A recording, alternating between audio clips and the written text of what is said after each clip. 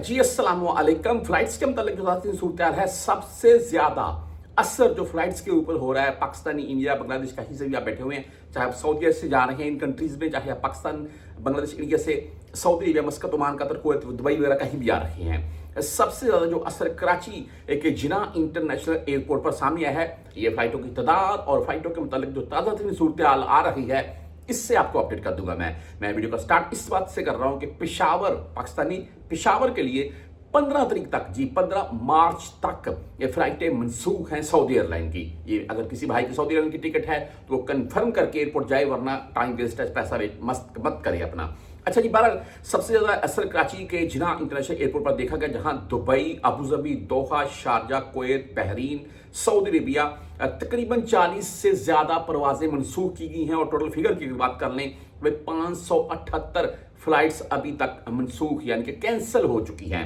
यहां पर एक बात और, इस्लामाबाद 38 है, लाहौर से 28 है, पेशावर से 24 है, मुल्तान से 18 है। ये आपको मैं पाकिस्तानी एयरपोर्ट के मतलब बता रहा हूं। मैं यहां सऊदी से भी आपको अपडेट कर देता हूं। अगर आप इंडिया से आ रखे हैं तब भी कंफर्म कर ले, बांग्लादेश से आ रहे हैं तब भी पहले एयरलाइन के मतलब कंफर्म करें, फिर एयरपोर्ट का सफर कीजिएगा।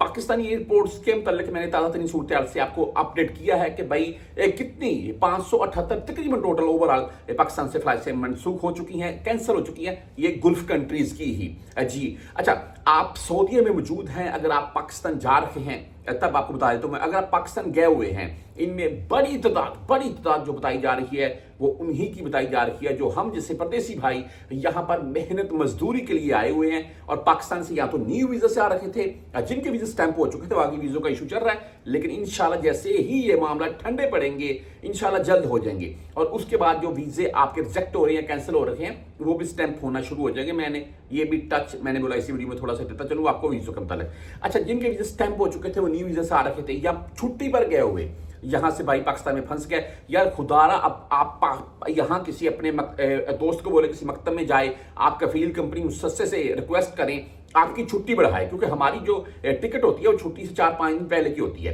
तो अपनी छुट्टी बढ़ाएं, उसके बाद टिकट खुद ब खुद आपकी एक्सटेंड होती रहेगी। वो आपके जो आपने पहले टिकट की हुई थी, ऐसा नहीं होगा कि आपने 1,20,000 की टिकट ली या 90,000 की, 80,000 की, वो आपको ऐसा नहीं होगा। वो आपकी टिकट एक्सटेंड होती जाएगी। आप अपने जिस भी आपने एजेंट से या अगर आपने खुद बाय की हुई है, आप उनकी हेल्पलाइन के ऊपर या वेबसाइट के ऊपर खुद भी अपडेट ले सकते हैं।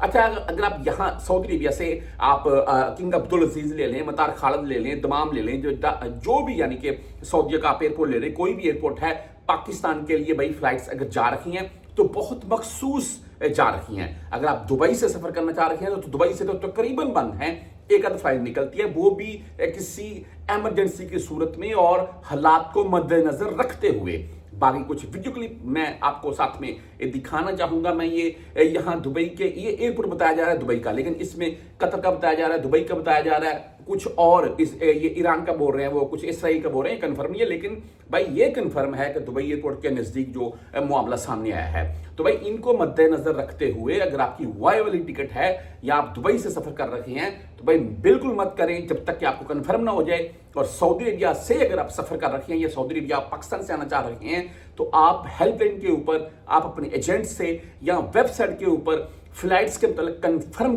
करके एयरपोर्ट का सफर कीजिएगा। इस वक्त की जो सूरत हाल है मैंने आपको अपडेट कर दिया, तकरीबन 600 के अराउंड में हो चुका है फ्लाइटें जो कैंसिल हो चुकी हैं। हो सकता है इनमें आपकी फ्लाइट भी हो और ऐसे आप एयरपोर्ट के ऊपर जाएंगे या ऐसे टिकट बाय करने जाएंगे तो उसमें भाई आपका नुकसान है।